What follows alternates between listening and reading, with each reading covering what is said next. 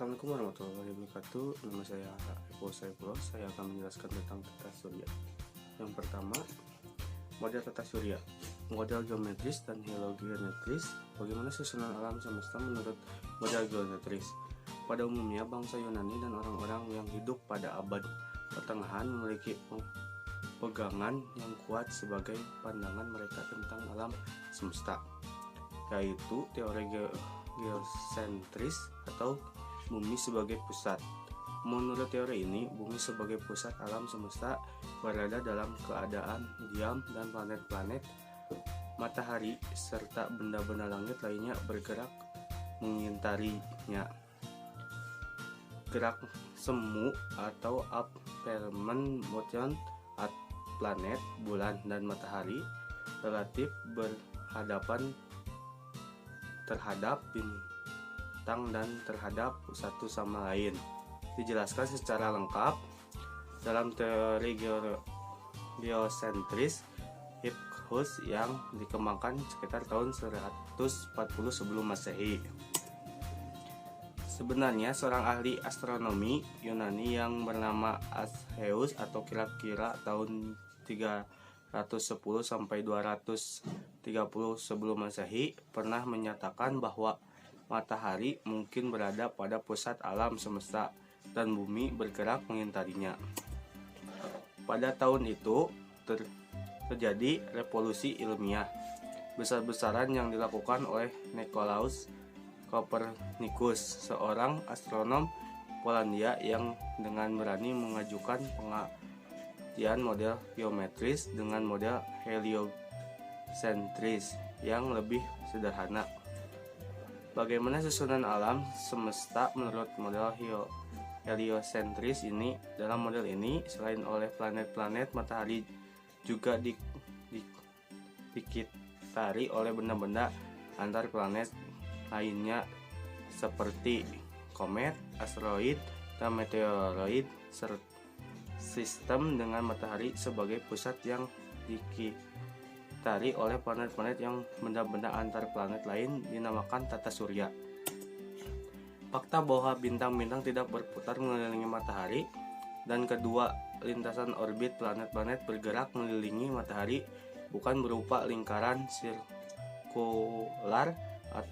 Kesimpulan bahwa lintas planet-planet bukan lingkaran diambil karena berdasarkan pengamatan serta jarak suatu planet ke matahari selama periode revolusinya tidak tetap, melainkan berubah-ubah, kadang-kadang menjauh, kadang-kadang mendekat.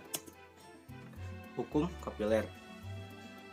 Kelemahan model Copernicus tentang orbit planet kemudian disempurnakan oleh Johannes Kepler tahun 1971 sampai dengan 1630.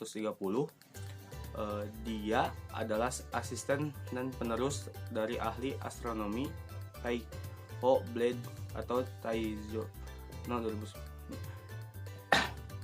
Kepler sangat tertarik dengan gerak tak beraturan planet Mars. Ia menghabiskan waktu dan energinya untuk mencapai pada kesimpulan bahwa orbit lingkaran seragam yang diusulkan oleh Copernicus tidak sesuai dengan fakta-fakta hasil pengamatan. Karena Kepler juga adalah seorang ahli matematika, maka ia melakukan analisis matematis atas data-data yang diperboleh dari hasil pengamatan dengan menggunakan teleskop astronomi Brahe. Hasil analisis matematis yang dilakukan Kepler menghasilkan suatu kesimpulan bahwa lintasan orbit planet adalah berupa ellipse dan bukan lingkaran. Hukum pertama Kepler yang disebut juga hukum ellipse yang dipublikasikan pada sekitaran tahun 1909 menyatakan bahwa semua planet bergerak dalam lintas ellipse mengitari matahari dengan matahari berada di salah satu titik fokus di ellipse. Titik fokus lainnya berada di ruang angkasa, bentuk orbit planet menurut hukum pertama Kepler. Pada waktu tertentu, setiap planet juga akan bergerak pada posisi saling jauh dari matahari dibandingkan waktu-waktu lainnya. Titik pada lintas orbit planet yang memandai posisi paling jauh planet matahari disebut aphelion atau AP atau jauh Helios sama dengan matahari. Bumi berada di perihelium kira-kira pada tanggal 3 Januari dan berada di aphelion kira-kira pada tanggal 4 Juli setiap tahun. Di perihelium jarak antara bumi dan matahari adalah sekitar 91,5 juta mil atau 147 juta kilometer, dan di aphelion jarak bumi dan matahari adalah sekitaran 94,5 juta mil atau 152 juta kilometer.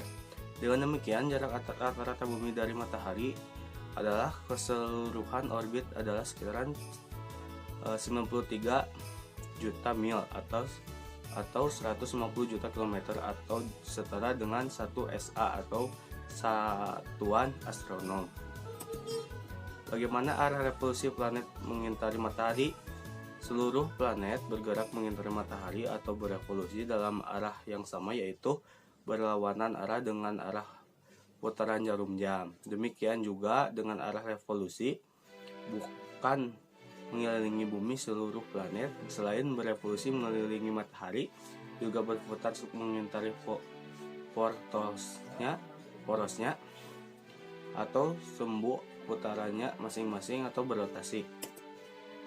Hukum kedua Kepler yang disebut juga sebagai hukum kesamaan luas yang dipublikasikan pada tahun 1609 menyatakan bahwa luas atau S yang disapu oleh garis penghubung antar planet dan matahari dalam selang waktu T yang sama adalah sama atau S1 sama dengan S2 sama dengan S3. Waktu yang diperlukan oleh sebuah planet untuk beredar satu kali mengitari matahari disebut periode revolusi. Untuk bumi, periode revolusinya didefinisikan sebagai 1 tahun, sedangkan waktu yang diperlukan oleh satu planet untuk berputar 1 kali mengitari porosnya disebut periode rotasi. Untuk bumi, periode rotasi didefinisikan sebagai 1 hari. Periode revolusi, suatu planet berhubungan erat dengan orbitnya atau jari-jari atau diameter orbit. Hukum ketiga Kepler yang disebut juga sebagai hukum harmonik yang dipublikasikan pada tahun 1618 menyatakan bahwa perbandingan kuadrat periode revolusi atau T2 terhadap pangkat 3 dari jarak rata-rata planet ke matahari atau jarak LV atau R3 dalam sama untuk semua planet. Apakah jarak suatu planet ke matahari juga mempengaruhi periode rotasi planet tersebut? Periode rotasi tidak ada hubungannya dengan jarak planet ke matahari. Periode rotasi planet Venus yang jaraknya ke matahari lebih dekat dibandingkan planet bumi memiliki periode rotasi yang lebih besar dari periode rotasi bumi, yaitu sekitaran 243 hari bumi. Sedangkan planet Jupiter yang jaraknya lebih jauh dari bumi memiliki periode rotasi yang lebih kecil dari periode rotasi bumi, yaitu sekitaran setengah hari bumi. Hukum Titius-Bode disebut demikian karena metode ini pertama kali diperkenalkan oleh John Daniel Titius, seorang ahli fisika yang matematika berkembangsaan Jerman pada sekitaran tahun 1766. Sedangkan Jonathan Bode, seorang astronom Jerman, adalah pendukung kuat metode ini. Bagaimana dapat menentukan jarak rata-rata antara suatu planet dengan matahari dengan hukum Titius-Bode? Titius-Bode menandai jarak antara planet dan matahari dengan angka 0, 3, 6, 12, 14, 20, 12, 24 dan seterusnya. atau menggandakan angka setiap bilangan kecuali untuk 0.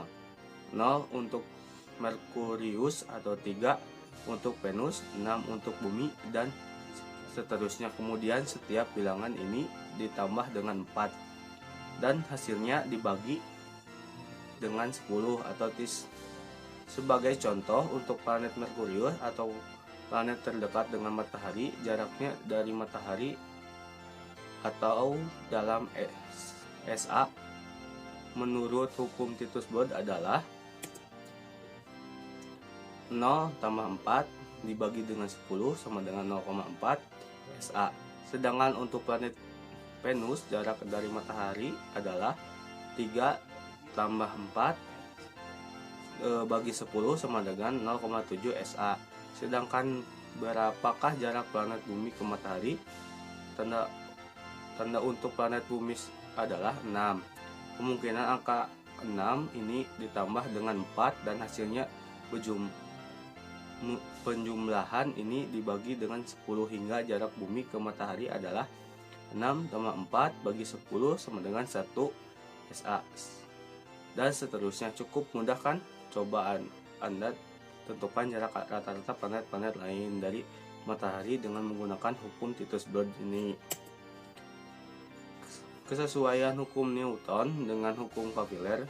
Penemuan teleskop pada tahun 1610 dan karya ilmiah besar Galileo tahun 1564 sampai dengan 1642 telah mempercepat perkembangan astronomi dan penetapan teori heliocentris tata surya. Siapakah dia?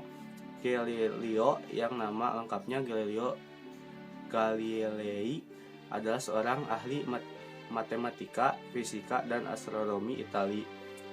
Ia termasuk adalah suatu ilmuwan besar sepanjang sejarah. Dari sekian banyak sumbangan ilmiahnya, yang paling penting adalah dalam bidang mekanika. Ialah menyumbangkan ide besar ahli untuk formulasi kedua hukum pertama Newton, dan ia menemukan pendekatan eksperimen modern dalam ilmu pengetahuan atau dikenal dengan sebutan metode ilmiah. Selain itu, gerak benda, khususnya planet-planet, juga merupakan bahan kajian utama Galileo. Atau konsep gerak dan gaya menghasilkan gerakan pendekatan baru secara keseluruhan pada astronomi. Newton, seorang ahli fisika dan matematika berkebangsaan Inggris, menghasilkan suatu hukum gravitasi universal yang dipublikasikan dalam Licia pada tahun 1687. Bagaimana penyataan hukum ini? Hukum gravitasi Newton menyatakan bahwa gaya gravitasi atau gaya tarik-menarik antara dua benda bermasa sebanding dengan hasil kali massa kedua benda dan berbanding terbalik dengan kuadrat jarak antara dua benda tersebut. Karya Newton ini memperlihatkan bahwa hukum-hukum Kepler yang diturunkan secara empiris sesuai dengan hukum-hukum dasar tentang gerak. Selain efek dari adanya gaya gravitasi ini, maka setiap benda akan saling berinteraksi dengan suatu sama lain, menggerakkan gaya gravitasi yang sama, dan benda yang merasa masanya jauh lebih kecil dapat tertarik ke benda-benda yang biasanya lebih besar. Matahari dan planet juga saling menarik satu sama lain karena masing-masing memiliki massa, dan sudah pasti massa matahari akan jauh lebih besar dari planet-planet karena memiliki ukuran volume yang jauh lebih besar. Sebagai efek dari pergerakan ini, maka seolah-olah akan timbul suatu gaya pengimbang yang menelisir gaya tarik-menarik matahari. Gaya pengimbang ini bisa disebut sebagai gaya sentrifugal. Wujud nyata dari gaya ini adalah sama seperti ketika kita sedang menduduk di dalam mobil, kemudian mobil itu bergerak dalam jalan menikung, maka seolah-olah kita tertarik ke arah yang berlawanan dengan arah tikungan. Jika kecepatan mobil saat menikung cukup tinggi, maka seolah-olah kita akan terlempar keluar. Sekian presentasi dari saya. Mohon maaf ada kesalahan. Wassalamualaikum warahmatullahi wabarakatuh.